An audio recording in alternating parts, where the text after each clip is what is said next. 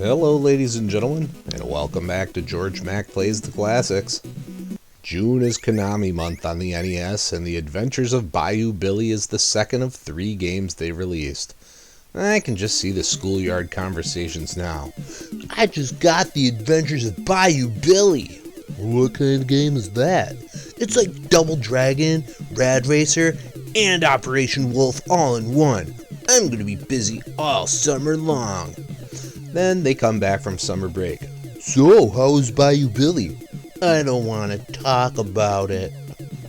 Bayou Billy is on a mission to rescue his girlfriend Annabelle from Gordon, smuggling king of New Orleans. In order to do this, you need to beat up a bunch of bad guys, get behind the wheel of a Jeep to speed down the winding Bayou roads, and blast away at hordes of militants.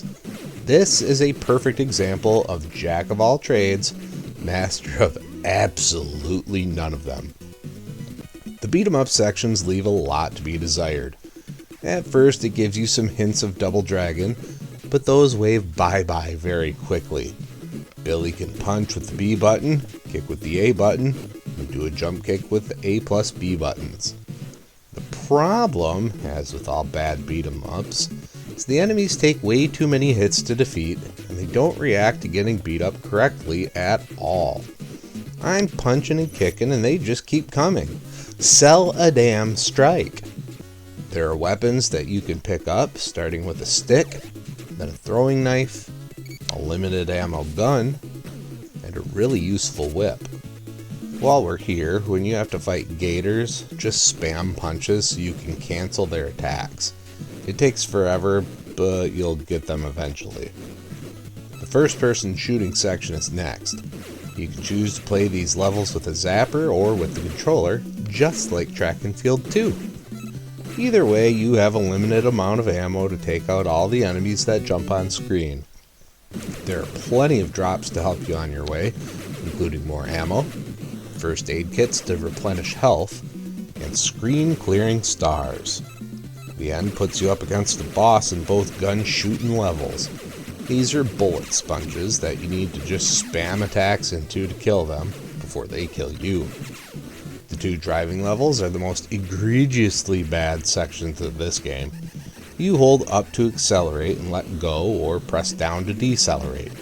You top out at 180 miles per hour. This Jeep must be equipped with jet boosters.